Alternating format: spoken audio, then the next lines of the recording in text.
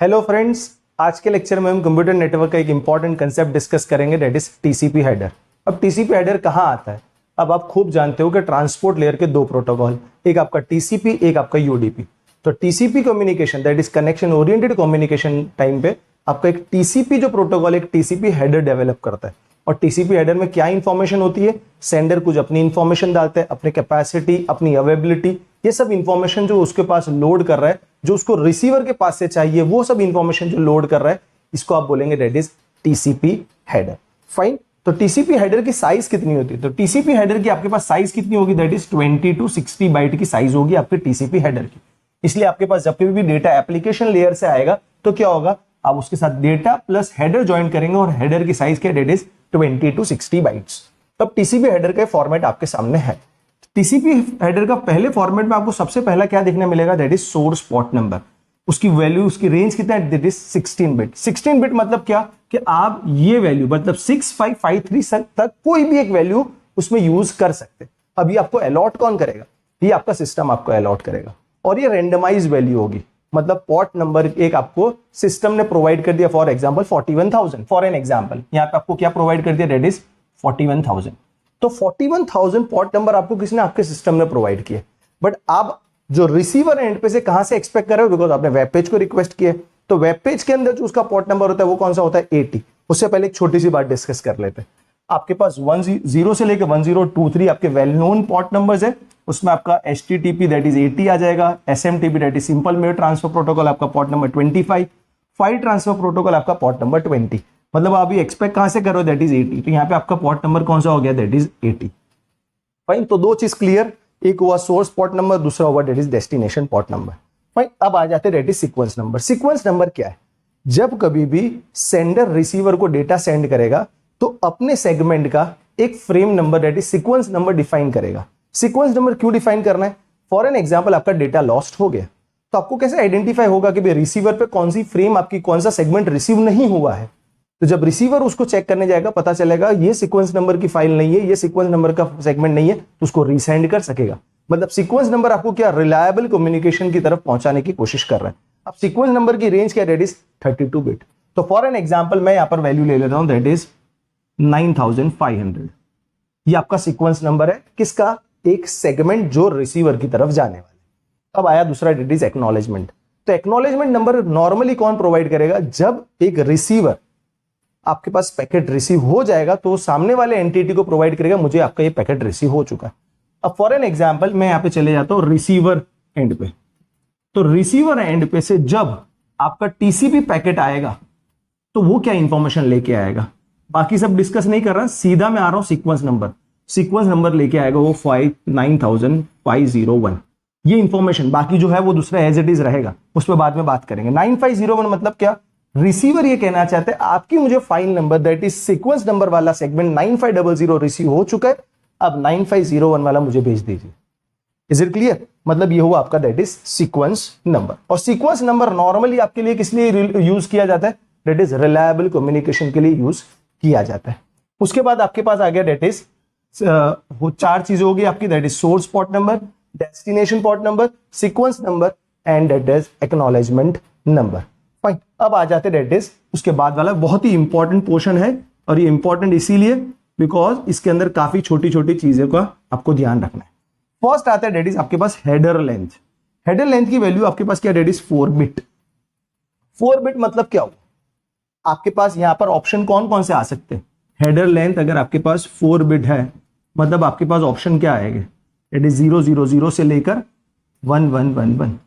मतलब 0 से लेकर 15 तक की मैक्सिमम वैल्यू हो सकती है। बट आप खूब जानते हैं कि हमारी जो साइज है वो कितनी है? दैट इज 60 बाइट तक जा सकता है। मतलब क्या हुआ कि आपको ये वैल्यू को किससे करना है? Multiply, that is multiply by 4 करना है। और इसकी वैलिड वैल्यूज क्या होगी? जो वैलिड रेंज होगी वो क्या होगी? दैट इज हेडर लेंथ की बात कर रहा हूं, दैट इज 010 से लेकर 1111। ये क्या होगा आपका 5 और ये आपका क्या होगा? That is 15। जब मैं इसे 4 से मल्टीप्लाई करूंगा तो ये आपको मिल जाएगा दैट इज 20, और जब इसको मल्टीप्लाई करूंगा तो 60। मतलब ये आपकी मिनिमम लेंथ हुई बिकॉज 20 to 60 बाइट्स में जा रहा है। Is it clear? इसलिए आपको एग्जाम में पूछ सकते हैं भाई हेडर लेंथ की फिजिबल मतलब एक्चुअल पॉसिबल वैल्यूज क्या है, तो आपको हेडर लेंथ की बतानी, दैट इज 10 से लेके 4 times 1 तक इसकी वैलिड वैल्यूज है। Is it clear? अब हेडर लेंथ क्यों? बिकॉज आपके पास पूरा टीसीपी सेगमेंट का एक लेंथ फिक्स है, वो फिक्स लेंथ क्या है मुझे आइडेंटिफाई करना है, तो ये बेसिस पे मुझे मिल जाएगा। फाइन। उसके बाद आता है दैट इज रिजर्व्ड बिट्स, और रिजर्व्ड बिट 6 बिट है, इसकी अभी फिलहाल कोई डिस्कशन करने की जरूरत नहीं है। अब आता है दैट इज फ्लैग्स, ये आपका पूरा इंफॉर्मेशन को बोलेंगे दैट इज फ्लैग्स। अब सब एक एक बिट के। सबसे पहला फ्लैग क्या है? That is urgent flag. Urgent flag की क्या जरूरत है? URG, that is urgent flag. कभी कभी आपके सेगमेंट में आपके जो डेटा आप सेंड कर रहे हो उसमें बहुत ही इंपॉर्टेंट डेटा है। जब आपका इंपॉर्टेंट डेटा है, मतलब आप ये चाहते हो कि उसको हाईएस्ट प्रायोरिटी मिले, तो आप तब क्या करेंगे? URG बिट की वैल्यू क्या कर देंगे? तभी URG बिट की वैल्यू आप 1 कर देंगे। कब? जब आपको हाईएस्ट प्रायोरिटी वाला डेटा सेंड करना है, ताकि जब ये रिसीवर एंड पे मिले तो रिसीवर समझ जाए कि मुझे इससे पहले प्रोसेस करना है, बिकॉज इसकी प्रायोरिटी बहुत ज्यादा है। Is it clear? फाइन। उसके बाद सेकंड आता है दिस एक्नॉलेजमेंट। एक्नॉलेजमेंट कब आएगा? जब कोई frame sender, for an example एक सेंडर ने फ्रेम सेंड की, रिसीवर को रिसीव हुई, रिसीवर उसका एक्नॉलेजमेंट भेजना है, तो एक्नॉलेजमेंट नंबर तो होगा, साथ साथ में ये एक्नॉलेजमेंट की वैल्यू क्या हो जाएगी? 1 हो जाएगी। ये कब करेंगे? जब आपका 3 वे हैंडशेकिंग होगा, तभी ये वैल्यू 1 हो जाएगी। Is it clear? यानी इसकी वैल्यू कब 1 होगी? जब आपका कनेक्शन एस्टैब्लिशमेंट होगा और आपका, बिकॉज ये सेंडर है, ये आपका रिसीवर, तो क्या प्रोसेस किया है?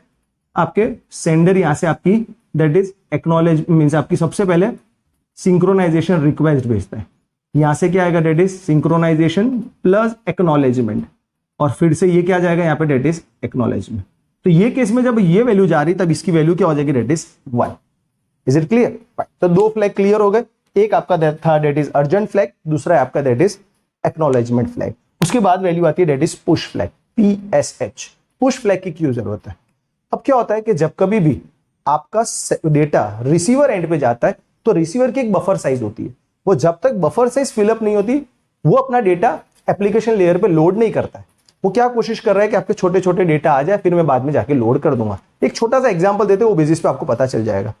समझिए कि कुरियर एजेंसी है, कुरियर एजेंसी अपना रोज शाम को एक पैकेट वाला जो बंच है उसको डिलीवर करने के लिए भेज देती है। अब आप सवेरे 9 बजे जाइए, 10 बजे जाइए, दोपहर 2 बजे जाइए, 4 बजे, वो एक साथ में सब पैकेट को लेगा, फिर बाद में जाके सेंड करने के लिए आगे बढ़ेगा। बट हमारे को क्या है? हमें क्या चाहिए? हमारा data at the same time, जब मैं भेज रहा हूं रिसीवर पे एंड आते ही उसको जल्दी से रिसीव हो जाए, तो मैं क्या करूंगा? दैट इज पुश बिट को क्या कर दूंगा? दैट इज 1 कर दूंगा। पुश बिट का मतलब क्या हुआ कि आपको वेटिंग स्लॉट कम करना है, आपको इमरजेंसी में डेटा भेज देना है। फाइन जी, तो आपका तभी आप क्या करेंगे? दैट इज पुश बिट को 1 कर देंगे। उसके बाद आता है that is reset, that is RST flag. ये कब होगा? फॉर एग्जांपल आप कम्युनिकेशन कर रहे हो और due to error in the network को दिक्कत आ रही है, तो रीसेट फ्लैग क्या कर देगा? 1 कर देगा। ये टाइम पे at the specific instance of the time आपके सब रिसोर्स रिलीज हो जाएंगे और आपका कनेक्शन क्या हो जाएगा? दैट इज टर्मिनेट हो जाएगा। उसको आप बोलेंगे रीसेट 1, तब करेंगे आप। उसके बाद आएगा दैट इज सिंक्रोनाइजेशन। सिंक्रोनाइजेशन कब होगा? कि जब आप जैसे फॉर एग्जांपल सिंक्रोनाइजेशन की पहली रिक्वेस्ट भेज रहे, तब आपकी इसकी वैल्यू क्या होगी? That is 1।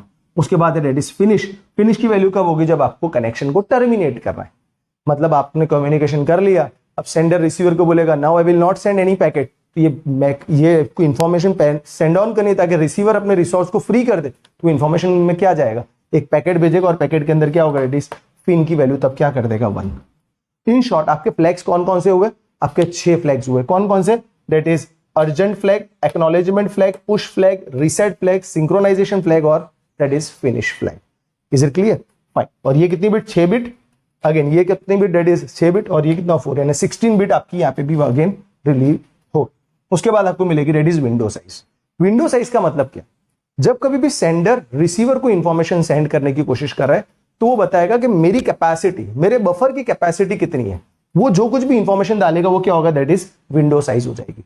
कभी कभी क्या होगा कि आप सेंडर रिसीवर को बोल रहा है कि आप डेटा मुझे भेजिए, वो डेटा भेज रहा है, बट वो जो डेटा की स्पीड है, उसकी जो आ रही है डेटा आ रहा है, वो बहुत लोअर अमाउंट का आ रहा है। मतलब फॉर एग्जांपल विंडो साइज मेरी कैपेसिटी है फॉर एग्जांपल 10,000 की, और वहां से डेटा आ रहा है 5,000 का, तो केस में क्या इंफॉर्मेशन पास ऑन होगी कि you can send more data, I do have more capacity to accept the data. तो वो टाइम पे क्या होगा? That is window size. But for example आपकी कैपेसिटी 5,000 की है, वहां से डेटा 6,000 का आ रहा है, तो आपको इंफॉर्मेशन फ्लो करनी पड़ेगी, भाई बफर ओवरफ्लो हो रहा है। तो ये और नॉर्मली कब होगा? जब आपका fast sender and slow receiver होगा, तो वो केस में आप क्या करेंगे? दैट इज फ्लो कंट्रोल करने के लिए विंडो साइज को यूज करेंगे। Is it clear? फाइन। उसके बाद आ जाएगा दैट इज चेकसम।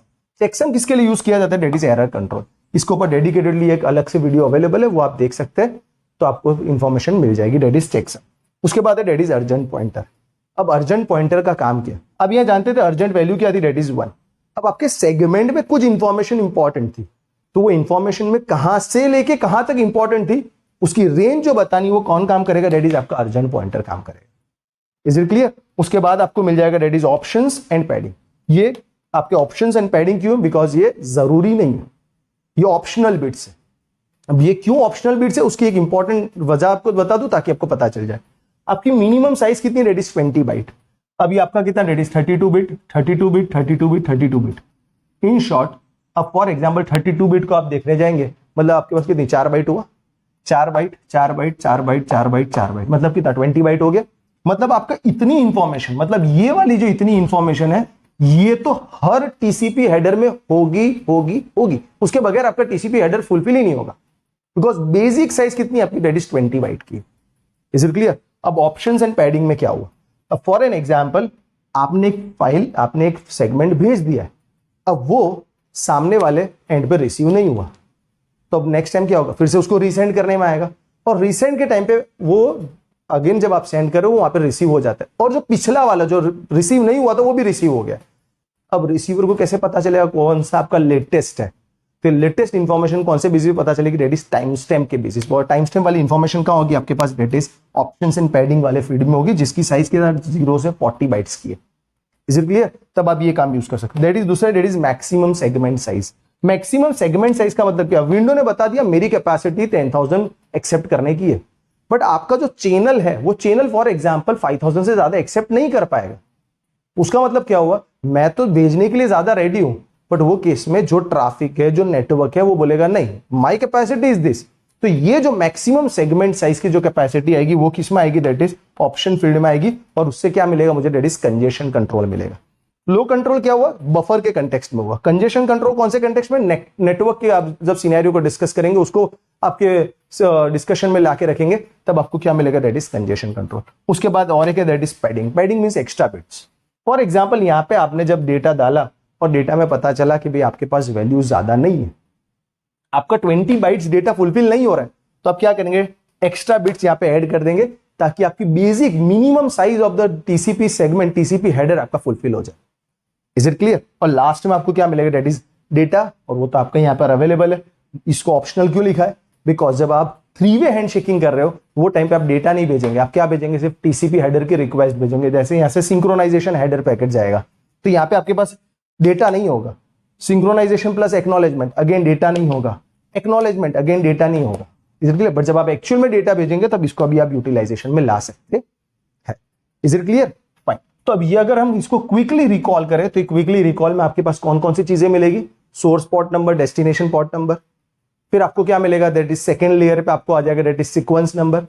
उसके बाद आपको देखने को मिलेगा दैट इज एक्नॉलेजमेंट नंबर, फिर आपको मिल जाएगा दैट इज हेडर लेंथ, उसके बाद रिजर्व्ड, उसके बाद आपके पास 6 फ्लैग, अर्जेंट फ्लैग, आपके पास acknowledgement flag, push flag, reset flag, उसके बाद आपको सिंक्रोनाइजेशन फ्लैग, और आपका दैट इज फिनिश फ्लैग।